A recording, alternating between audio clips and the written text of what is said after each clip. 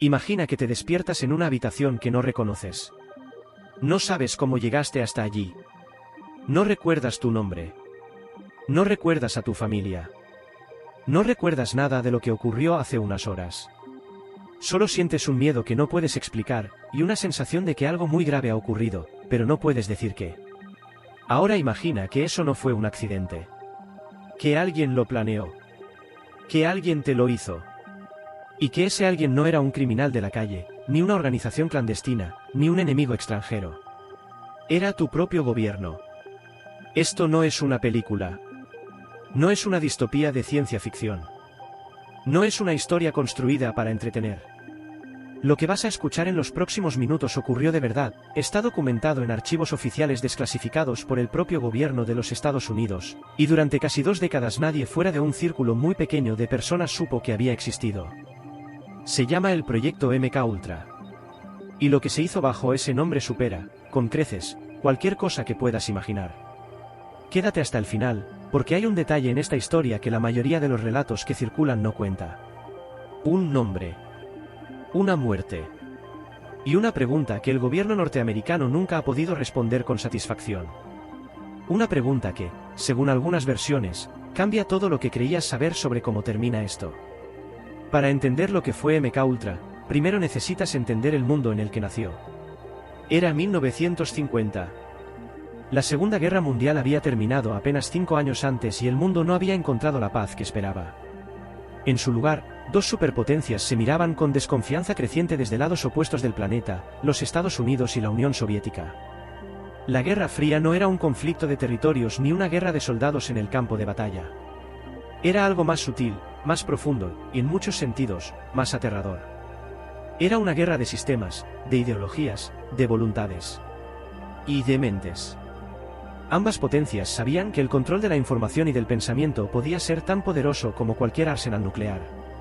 Y en ese contexto, según los documentos que han salido a la luz décadas después, la Agencia Central de Inteligencia de los Estados Unidos llegó a una conclusión que marcaría para siempre la historia de la ética científica. Era necesario encontrar la forma de controlar la mente humana. De alterar la voluntad de las personas. De extraer información de ellas sin que pudieran resistirse. Y estaban dispuestos a llegar tan lejos como fuera necesario para conseguirlo.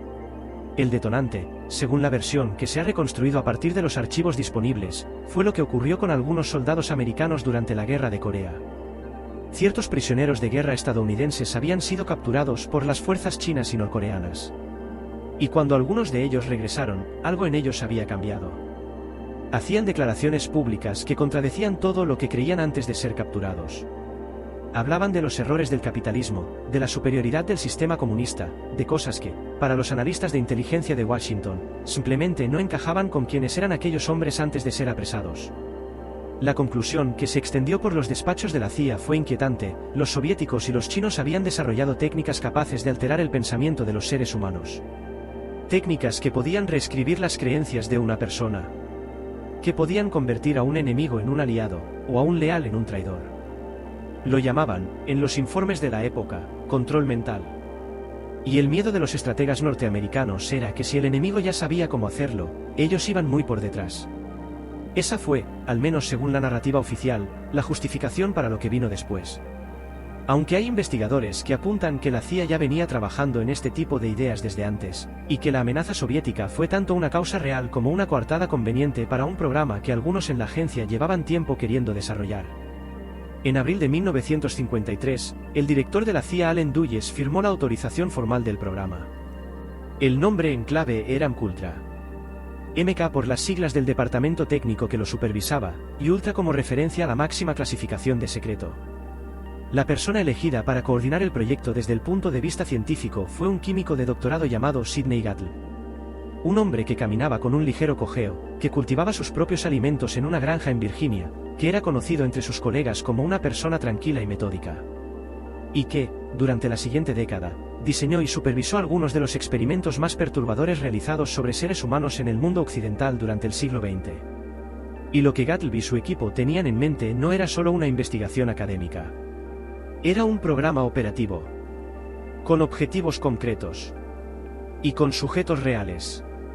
Lo que buscaban, en términos simples, era una herramienta. Una sustancia, una técnica, o una combinación de ambas, que pudiera hacer que un ser humano hablara sin poder evitarlo. Que obedeciera sin querer resistirse. Que olvidara lo que había visto o lo que sabía. En esencia, buscaban una forma de hackear la mente humana. Y para encontrarla, comenzaron a experimentar. La sustancia que más aparece en los documentos es el LSD, el ácido lisérgico dietilamida. En 1953, el LSD era prácticamente desconocido fuera de los laboratorios farmacéuticos. Sus efectos alucinógenos apenas habían comenzado a estudiarse. Y la CIA lo vio como una posibilidad fascinante, una droga capaz de disolver la resistencia psicológica de una persona, de hacerla perder el control sobre lo que decía, de abrirla a la sugestión. Lo que los experimentos revelarían es que la realidad era bastante más complicada que eso. Pero antes de descubrirlo, lo intentaron. Las primeras pruebas se realizaron en entornos controlados, sobre voluntarios que sabían lo que estaban tomando. Agentes de la propia CIA, militares, personal científico. Pero eso no tardó en cambiar. Según los documentos desclasificados, el programa evolucionó hacia lo que internamente se denominaba operaciones de administración no consensual. En lenguaje llano, dar la droga a personas sin decirles lo que era. Sin que pudieran negarse. Sin que supieran qué les estaba ocurriendo. Y no solo se usaba LSD. Los archivos mencionan barbitúricos, anfetaminas, mescalina, escopolamina, heroína, y otras sustancias. También técnicas no químicas, hipnosis, privación de sueño, privación sensorial, descargas eléctricas, presión psicológica sostenida, y combinaciones de todas ellas. El objetivo era siempre el mismo, encontrar el método que funcionara. El método que convirtiera la mente humana en algo que otro pudiera manejar. Pero hay algo que la mayoría de los relatos sobre MKUltra no explica con suficiente claridad. Y es el alcance real del programa. Porque no estamos hablando de unos pocos experimentos en un laboratorio secreto. Según los documentos que sobrevivieron, MKUltra operó a través de al menos 150 proyectos distintos. Financiados de forma encubierta, distribuidos en más de 80 instituciones diferentes. Universidades. Hospitales. Clínicas psiquiátricas. Prisiones. Centros de rehabilitación. Algunos de los más prestigiosos centros académicos de los Estados Unidos estaban, sin saberlo en todos los casos, recibiendo financiación de la CIA para investigaciones que eran, en realidad, parte de MKUltra. Y los sujetos de experimentación no eran siempre espías o enemigos capturados. Muchos de ellos eran ciudadanos comunes. Pacientes que habían acudido a buscar tratamiento médico. Reclusos en prisiones que no habían dado su consentimiento explícito. Personas de las que se abusó porque estaban en una posición de vulnerabilidad que hacía difícil que se negaran o que alguien las escuchara si lo intentaban. Pero si hay un lugar donde lo que ocurrió dentro de MKUltra se vuelve especialmente difícil de procesar, es en un hospital de Montreal, Canadá. Y en el trabajo de un médico cuyo nombre hoy muy poca gente conoce. El Allen Memorial Institute era, a finales de los años 50, uno de los centros psiquiátricos más respetados de Norteamérica. Estaba vinculado a la Universidad McGill, una de las universidades más prestigiosas de Canadá. Y al frente de sus investigaciones estaba un médico escocés llamado Evan Cameron, que había desarrollado una teoría propia sobre cómo tratar los trastornos mentales graves. Cameron creía que era posible borrar los patrones de comportamiento dañinos de un paciente y sustituirlos por otros. Llamaba a este proceso PSYCH Drive, más tarde, despatterning.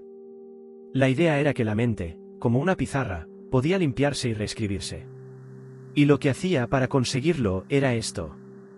Mantenía a sus pacientes en un estado de sueño inducido durante periodos que, según los registros, podían ir desde varios días hasta semanas enteras.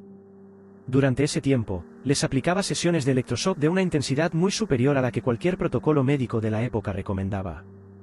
Hasta 30 veces la dosis estándar, según algunos testimonios. Les hacía escuchar mensajes grabados en bucle durante horas, a veces durante días. Mensajes que él mismo había diseñado, con la intención de reemplazar sus pensamientos por otros. Y, según los documentos y testimonios que han salido a la luz, en algunos casos también les administraba LSD sin su conocimiento mientras se encontraban en ese estado de completa vulnerabilidad. Los pacientes que pasaron por el programa de Cameron no eran en su mayoría casos graves. Muchos habían llegado al Allen Memorial Institute con ansiedad, depresión, o problemas de relación. Buscaban ayuda. Lo que recibieron fue algo radicalmente diferente. Los testimonios de quienes sobrevivieron y de sus familias describen resultados que resultan difíciles de imaginar. Pacientes que salieron sin poder reconocer a sus hijos, sin recordar su propio nombre, sin saber en qué año vivían, sin poder completar frases. Personas que habían llegado con sus vidas enteras en la mente y que salieron, según los relatos de sus seres queridos, completamente vaciadas por dentro. Como si alguien hubiera apagado algo que no pudo volver a encenderse. Lo que Cameron no sabía, o al menos eso es lo que algunas versiones sostienen, es que parte de la financiación de sus experimentos venía de la CIA, canalizada a través de una fundación intermediaria llamada la Society for the Investigation of Humanity. La agencia estaba interesada en sus resultados. Estaba, en cierta forma, pagando por ellos. Y siguió haciéndolo durante años. La historia de Cameron y el Allen Memorial Institute no salió a la luz hasta mucho tiempo después. Y cuando lo hizo, el daño estaba hecho. Algunas de sus víctimas presentaron demandas. Un pequeño grupo llegó a acuerdos económicos, tanto con el gobierno canadiense como con la CIA. Sin reconocimiento público de responsabilidad. Sin disculpas. Sin que nadie respondiera penalmente por lo que allí ocurrió. Pero el caso de Cameron, por perturbador que sea, no es el único elemento de esta historia que genera preguntas sin respuesta. Hay un nombre que aparece en el centro de MKUltra y que, para muchos investigadores, es la pieza clave para entender hasta dónde llegó realmente el programa. Y ese nombre es Frank Olson. Frank Olson era bioquímico. Trabajaba en el Laboratorio de Investigación Biológica de Fort Detrick, en Maryland, una instalación del Ejército de los Estados Unidos dedicada al desarrollo de agentes biológicos. Era un científico de confianza, con acceso a información altamente clasificada. Y según distintos testimonios y documentos, estaba al tanto de aspectos del programa MKUltra que iban más allá de los experimentos con drogas. Algunos investigadores sostienen, aunque esto es algo que permanece en el terreno de lo no confirmado oficialmente, que Olson había presenciado o tenido conocimiento de ciertas operaciones llevadas a cabo bajo el paraguas de MKUltra en Europa. Operaciones que habrían implicado el uso de sustancias en prisioneros, en sujetos sin posibilidad de consentimiento, en contextos que difícilmente podrían describirse como investigación científica. Y que, según estas versiones, ese conocimiento lo tenía cada vez más incómodo. En noviembre de 1953, Olson participó en una reunión de trabajo con otros científicos y agentes de la CIA en un retiro en Deep Creek Lake, en Maryland. Fue allí, según la versión que se ha dado a conocer, donde Sidney Gattle añadió LSD a la botella de Cointreau que se sirvió durante la velada, sin informar a los presentes. Olson y varios colegas consumieron la bebida sin saber lo que contenía. Lo que vino después, en los días siguientes, según el relato de su familia y de compañeros, fue una transformación profunda. Olson estaba alterado, ansioso, profundamente perturbado. Hablaba de querer salir del programa. De que había cosas que no podía seguir siendo parte de ellas. Sus superiores en la CIA contactaron con un psiquiatra vinculado al programa para que lo evaluara.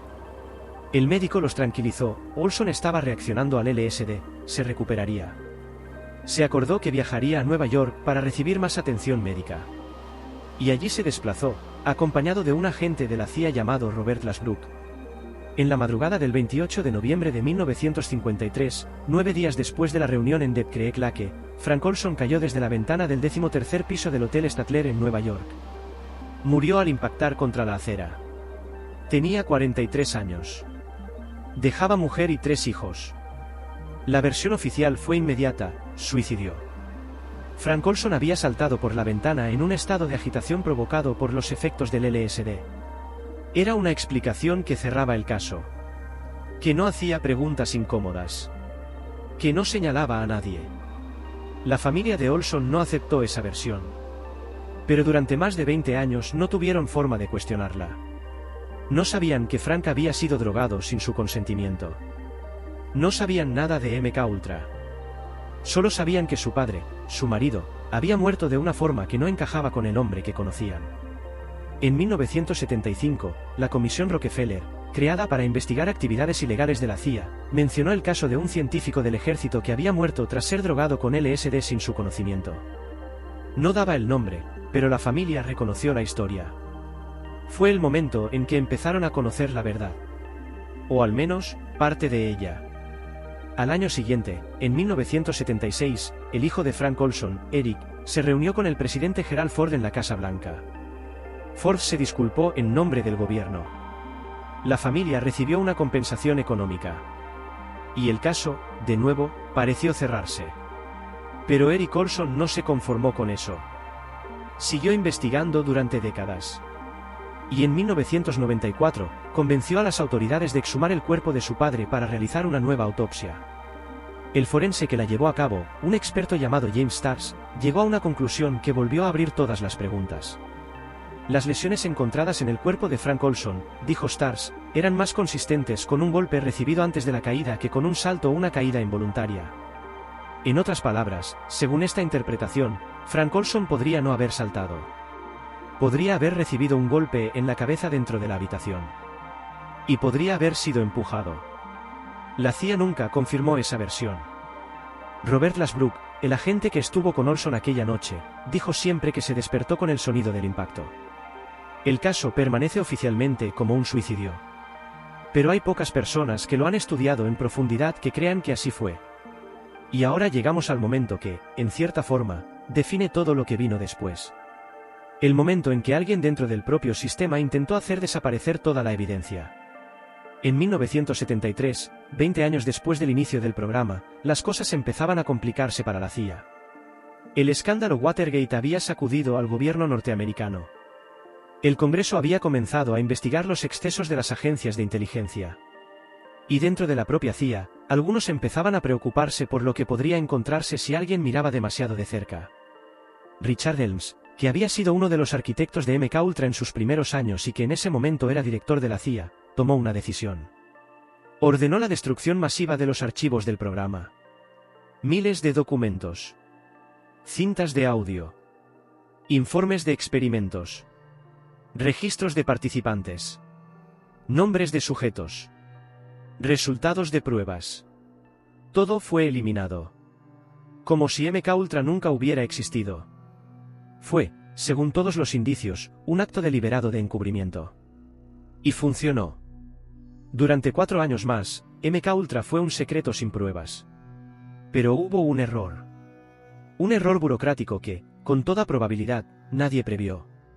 Parte de los documentos financieros del programa, los registros contables, las facturas, las transferencias de dinero, habían sido archivados en una sala separada del resto de los expedientes. Una sala que no estaba bajo la jurisdicción directa de la orden de destrucción de Helms. Y esos documentos sobrevivieron. En 1977, durante una auditoría rutinaria del archivo de la CIA, un investigador encontró esas cajas. Unas 20.000 páginas de documentos relacionados con MKUltra que nadie había destruido porque nadie sabía que estaban allí. Lo que esos documentos revelaron fue suficiente para que el Senado de los Estados Unidos abriera investigaciones públicas. Ese mismo año, el director de la CIA Stansfield Turner compareció ante el Comité Selecto del Senado para la Inteligencia. Y fue en esa sala, en público, donde el gobierno de los Estados Unidos reconoció por primera vez de forma oficial que el proyecto MKUltra había existido. Que se habían realizado experimentos con drogas y otras técnicas sobre ciudadanos sin su conocimiento ni su consentimiento. Y que la mayoría de los archivos habían sido destruidos intencionalmente, haciendo imposible conocer el alcance real de lo que se había hecho. Las audiencias sacaron a la luz relatos que conmocionaron a quienes los escucharon. Víctimas que no sabían que habían formado parte de ningún experimento hasta que vieron sus nombres en los documentos. Familias que llevaban décadas sin entender por qué un familiar había salido de un hospital completamente diferente a como había entrado. Personas que habían perdido recuerdos, capacidades, fragmentos enteros de sí mismas, sin saber nunca por qué. ¿Y qué pasó con los responsables? Es una pregunta que resulta inevitable hacer. Y la respuesta es, en cierta forma, la parte más oscura de toda esta historia. Sidney Gatl, el hombre que diseñó y supervisó los experimentos durante más de una década, se había retirado en 1972, un año antes de que se destruyeran los archivos. Cuando fue convocado a declarar ante el Congreso, se acogió en numerosas ocasiones a la Quinta Enmienda, su derecho constitucional a no declarar contra sí mismo. Vivió el resto de su vida en su granja de Virginia, practicando yoga, cultivando sus propias verduras, y participando en actividades de voluntariado. Murió en 1999, a los 80 años. Nunca fue juzgado. Nunca enfrentó ninguna consecuencia penal. Richard Helms fue condenado en 1977, pero no por MKUltra. Lo fue por mentir al Congreso sobre una operación de la CIA en Chile. La pena fue una multa de $2.000 y una condena suspendida. Cuando salió del tribunal, según algunos relatos, fue recibido con aplausos por un grupo de exagentes de la CIA que se habían reunido allí para apoyarle. Evan Cameron había muerto en 1967, antes de que su papel en MKUltra saliera a la luz. Nunca supo, o al menos nunca reconoció públicamente, que sus experimentos habían sido financiados parcialmente por la CIA. Las víctimas del programa de Cameron en Montreal recibieron indemnizaciones económicas de los gobiernos canadiense y estadounidense, sin que ninguno de los dos reconociera públicamente lo ocurrido. Sin disculpas formales. Sin responsabilidad penal para nadie. Y los archivos destruidos por ELMS nunca se recuperaron. Lo que se quemó en 1973 permanece quemado. Lo que se sabe sobre MKUltra es solo lo que sobrevivió por accidente. Lo que aquellos documentos financieros, guardados en la sala equivocada, alcanzaron a revelar. El resto permanece desconocido. Eso es lo que hace que esta historia sea especialmente difícil de cerrar. Porque lo que se destruyó era, presumiblemente, lo que alguien consideró más comprometedor que todo lo demás. Si los documentos que sobrevivieron ya describen lo que acabas de escuchar, la pregunta que no puede esquivarse es, ¿qué había en los que no sobrevivieron? Hay investigadores que sostienen que MKUltra llegó mucho más lejos de lo que los documentos disponibles revelan. Que los experimentos con privación sensorial y LSD eran solo la parte más visible. Que en otros subproyectos, bajo otros nombres clave, se desarrollaron técnicas de control mucho más avanzadas. Que algunas de las personas que pasaron por el programa nunca fueron identificadas como sujetos de experimentación porque sus archivos fueron los primeros en desaparecer. Ninguna de esas afirmaciones puede verificarse con la documentación existente. Pero tampoco puede descartarse. Y esa ambigüedad, ese espacio entre lo que se sabe y lo que podría haberse sabido, es parte de lo que hace que MKUltra siga siendo un tema que genera interés y debate décadas después de que sus archivos fueran quemados. Lo que sí puede decirse con certeza, a partir de lo que está documentado, es esto: durante al menos 20 años, una agencia del gobierno de los Estados Unidos realizó experimentos sobre seres humanos sin su consentimiento. Usó sustancias que alteraban la mente.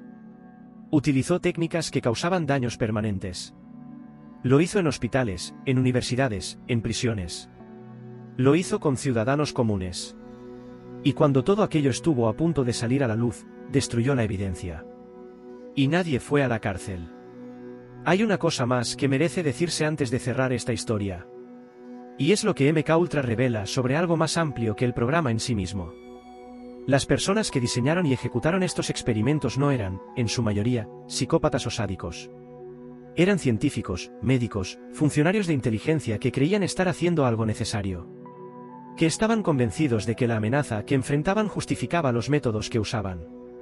Que el fin, proteger a su país en una guerra que no tenía reglas claras, justificaba los medios.